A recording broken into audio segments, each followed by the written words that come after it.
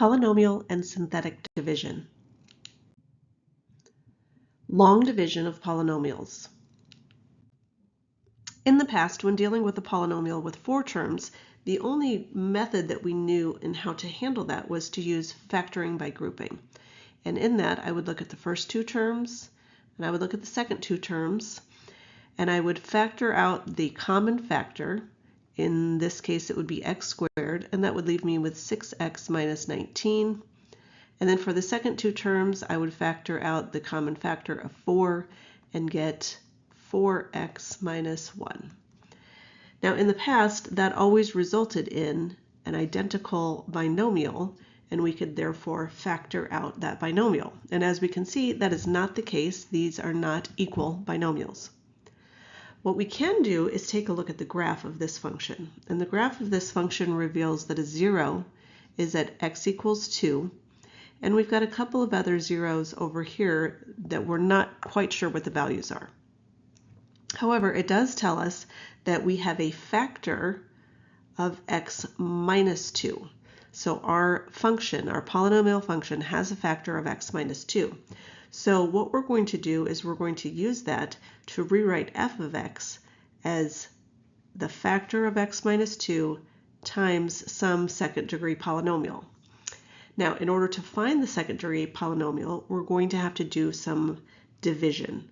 So we're going to talk about polynomial long division.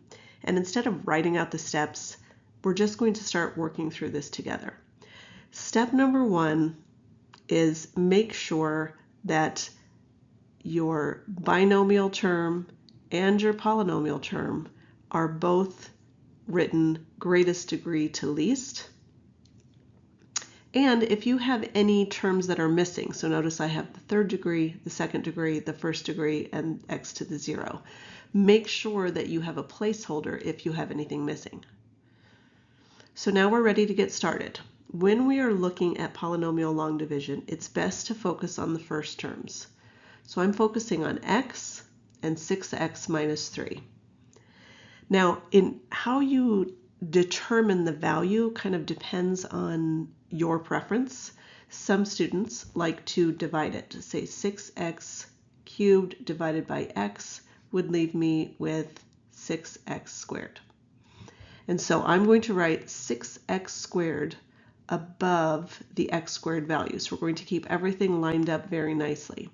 Now, I don't tend to like to write too much, and so I ask myself, what do I have to take multiplied by x to get 6x cubed? It's really the same question. It's just whichever nuance you like. Once I find that value, I'm going to multiply 6x squared by both terms. So I get 6x cubed and then minus 12x squared. Notice the cubes are lined up on top of each other. All of the squareds are lined up on top of each other. And then I'm going to subtract that. So I'm subtracting the entire binomial. I often like to think of it as plus and then change both signs inside. That's where a lot of students make their mistake. 6x cubed and negative 6x cubed cancel, which is why we're doing it. And then we have negative 19x squared and positive 12x squared. So I'm going to combine those to get negative 7x squared. And just like with regular long division, I'm now going to drop the next value. So I'll plus 16x. And then we just repeat that whole process over again. We're going to say, what do we have to multiply by x to get to negative 7x squared? Or, if you prefer, negative 7x squared divided by x is negative 7x. Whichever way you think about it is fine. Then I'm going to write minus 7x. And again, notice it's lined up above the other x values. So now I'm going to take negative 7x times x, which gives me negative 7x squared.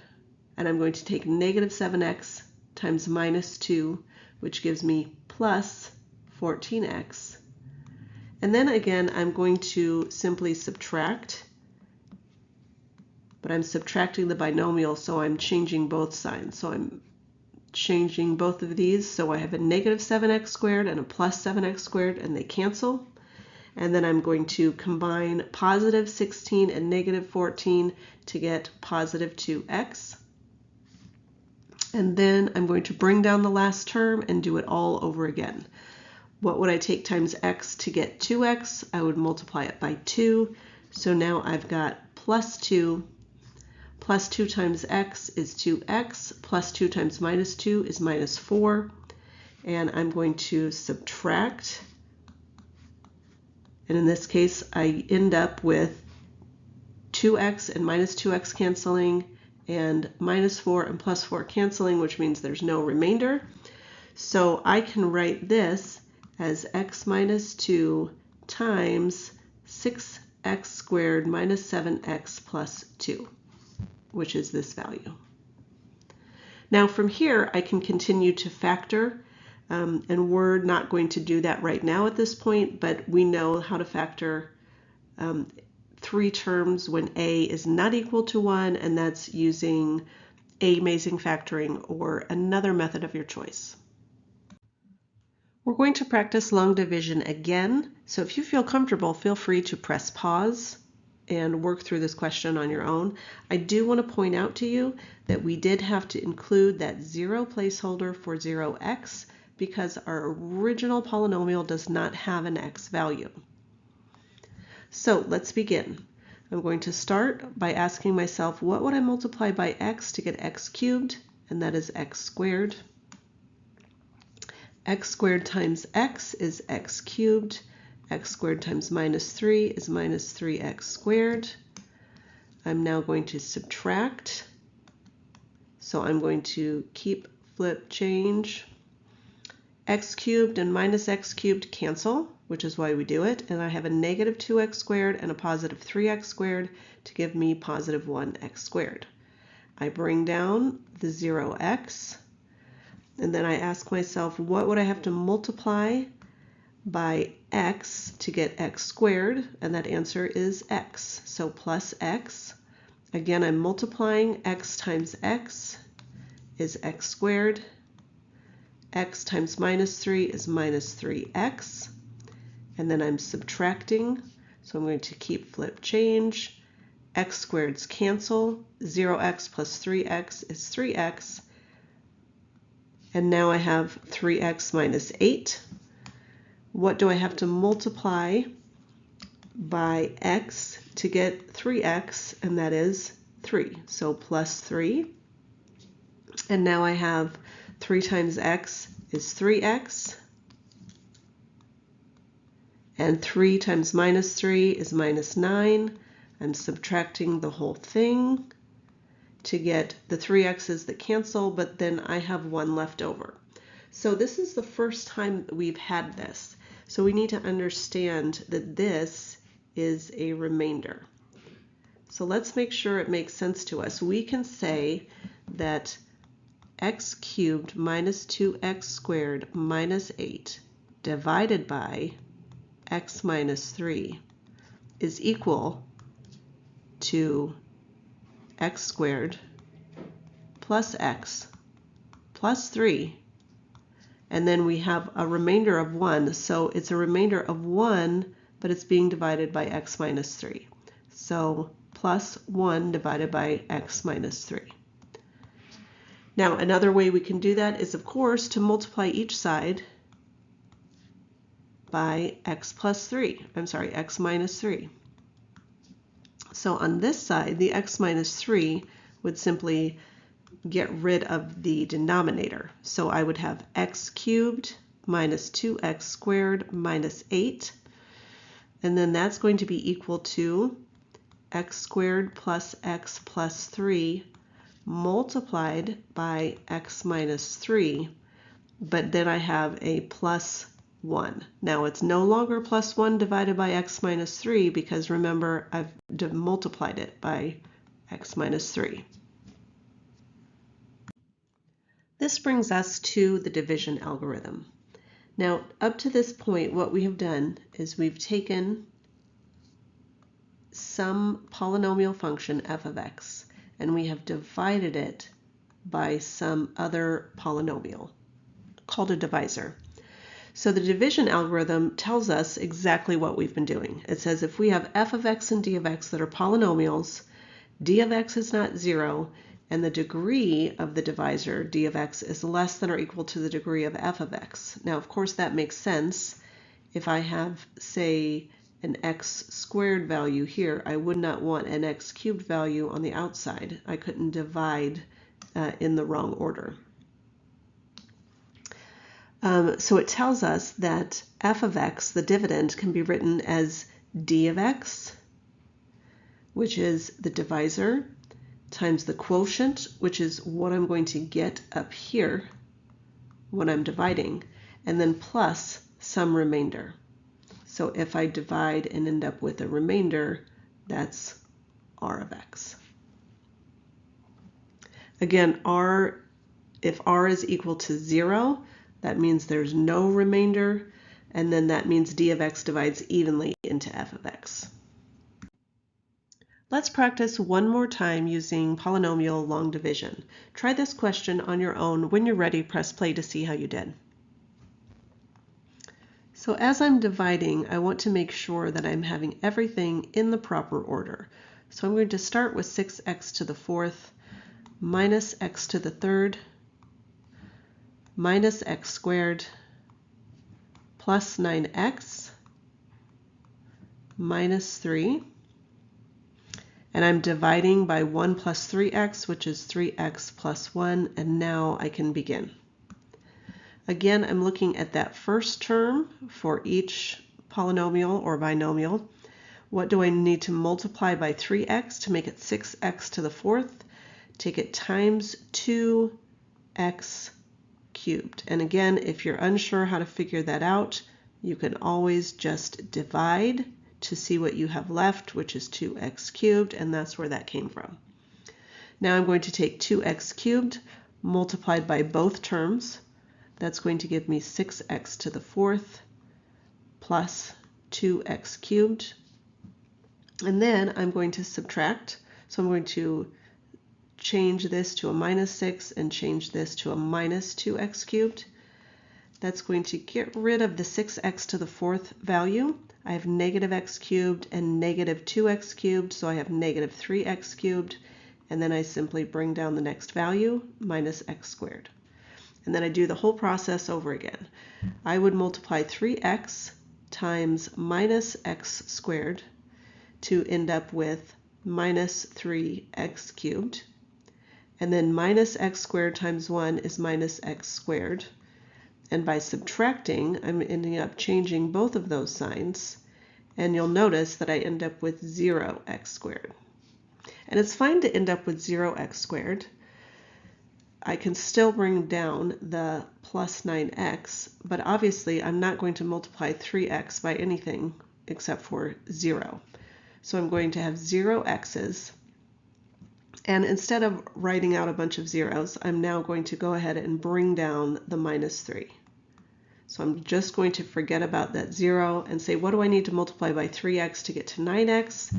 I'm going to multiply it by 3. So 3 times 3x is 9x. 3 times plus 1 is plus 3. By subtracting, I end up with negative 6 as a remainder. So again, I can write this as minus 6 divided by 3x plus 1 would be the entire result. So again, this is the quotient, this is the remainder. Synthetic division. Synthetic division is a great shortcut you can use whenever your divisor is in the form x minus k. That means x cannot have a coefficient other than 1.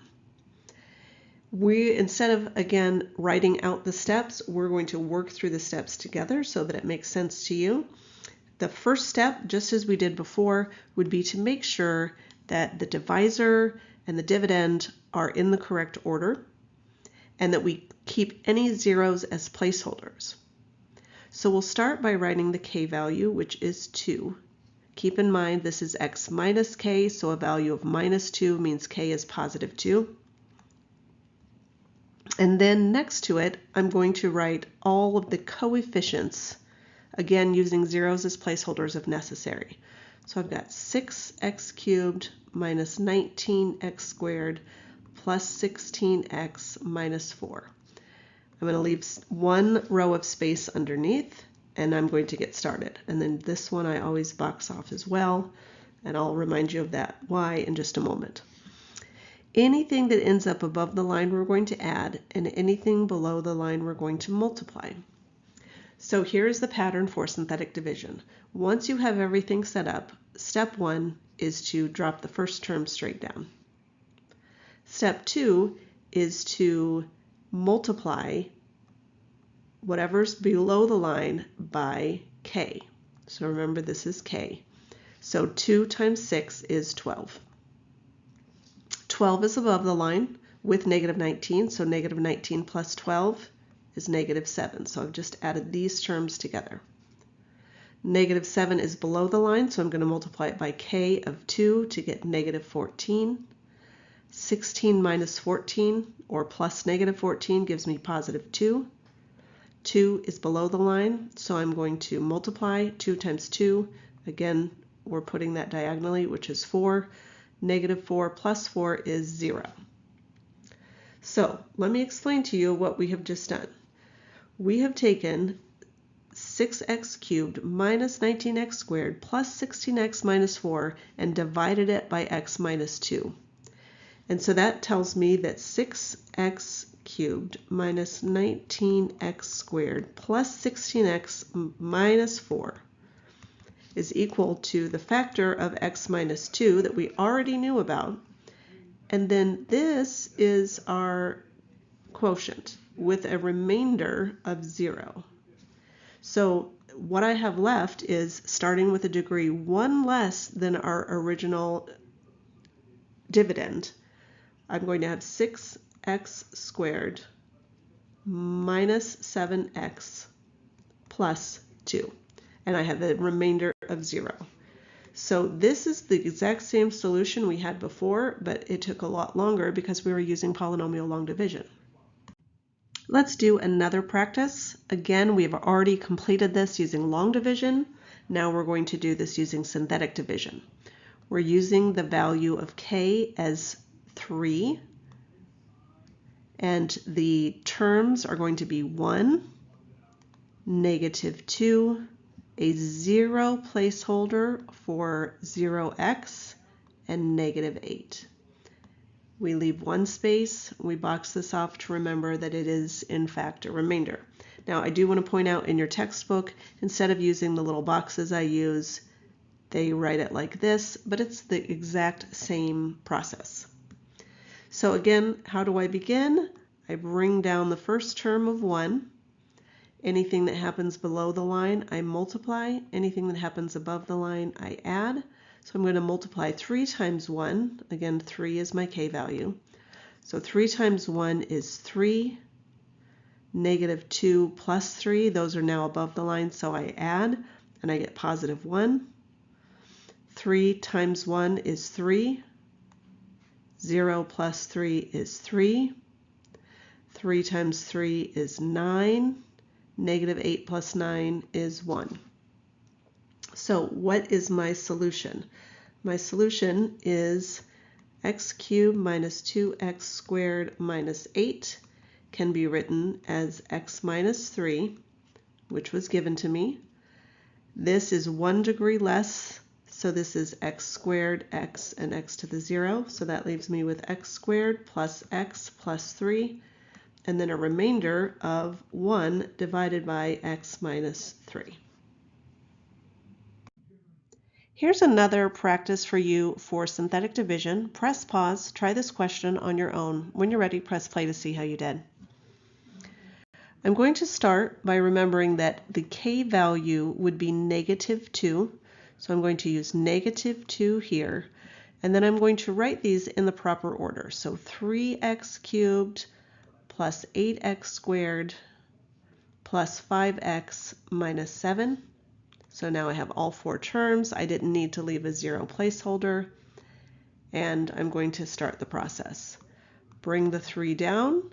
If it's below the line, I multiply. If it's above the line, I add. Below the line, I multiply. Above the line, I add. Below the line, I multiply. And here's my result. So my result is that I have 3x squared, remember 1 degree less than the original, plus 2x plus 1, that comes from here. The x plus 2 that I was given originally, and then I have a remainder of minus 9 divided by x plus 2. So this original polynomial is equal to this new polynomial. The remainder and factor theorems. The remainder theorem tells us that if a polynomial f of x is divided by x minus k, then the remainder is r, which is the point f of k. So in other words, the point k comma r is going to be a point on our graph. So let's take a look. We just actually worked through this question if you're continuing on from synthetic division, but let's make sure we understand how to use synthetic division. We come up with 3, 8, 5, negative 7. Anything below the line is going to get multiplied, so 3 is going to come straight down, get multiplied by negative 2. Negative 2 times 3 is negative 6. I end up with positive 2 because anything above the line we're adding. And we get negative 2 times 2, which is negative 4. Add together to get 1. Negative 2 times 1 is negative 2. My remainder is negative 9. So what this is telling me is that I should have a point negative 2, negative 9 on my graph. So it's not giving me a 0, but it is telling me that it is a remainder. And if we graph it, we can see that this polynomial function, oops, that was horrible circling. This polynomial function right here does have a point of negative 2, negative 9. This brings us to the factor theorem, and the factor theorem tells us that a polynomial f of x has a factor of x minus k if and only if f of k is equal to 0. So what I want to do is I want to look at using the factor theorem to determine which values of k are in fact factors of this polynomial. So I'm going to use Desmos because it's very easy to use. As you can see, I've entered the entire polynomial f of x. And then I'm simply going to find f of negative 3, which is a 0, f of negative 2, f of negative 1, f of 1, f of 2, and f of 3. Now I can see by looking at the output that I'm going to have a factor of k is equal to negative 3, k is equal to negative 1, and k is equal to 2. So that's going to help me because I know that with a degree of 4, I'm going to have 4 zeros, and I've just found 3 of them. So now let's work together to factor this polynomial completely. So we've already done some hard work that kind of feels like cheating, and yet what we have done is we have decided that f of x can be factored, and we've found 3 zeros so far, which means this function can be written as x minus negative 3, so x plus 3, x minus negative 1, so x plus 1, x minus 2, and something else. And we don't know the something else. But let's now use what we know to factor this completely. Let's find that last term. And there's a couple of different ways that you could go about it. You could certainly multiply these 3 together and then use long division to find what's left over. Obviously, I'm going to use synthetic division because it is the easiest. So I'm going to start using negative 3 as k. I'm going to write 2, 7, negative 4, negative 27, negative 18. and I'm going to start using synthetic division to see what's left over. So now we should be getting a 0 here because we've already determined that this is in fact a factor. So if I don't get a 0, we've got a problem. So I'm going to bring down 2, multiply it by -3, add those together to get 1, multiply it by -3, add those together to get -7, multiply it by -3, add those together to get -6, multiply it by -3, and I did in fact get 0. Now, it's not important for me to rewrite this as 2x cubed plus x minus 7. I don't need to do that because I need to just keep factoring. So now I'm going to use -1. So -1 is going to go here. And again, I should end up with a 0 here. So bring down the 2 times -1 is -2. Add together to get -1, multiply to get +1. Add together to get -6, multiply to get +6, add together to get 0. And one more time. So now I have done 2 of them. I'm going to do that last one of 2. I should again get 0 here, and whatever is left should be my final factor. So I'm bringing down 2, I get 2, multiply by 2 to get 4. 4 plus -1 is 3. 3 times 2 is 6. I get a remainder of 0. And what's left? Now I'm going to determine what's left. So this was x cubed, this was x squared, so now this just means it's 2x plus 3. That's my final factor, 2x plus 3. So we have used the factor theorem to determine some of the zeros, use synthetic division to factor completely using those zeros and seeing what's left over as our final factor. Up next, we're going to take a look at section 2.4, which is complex numbers.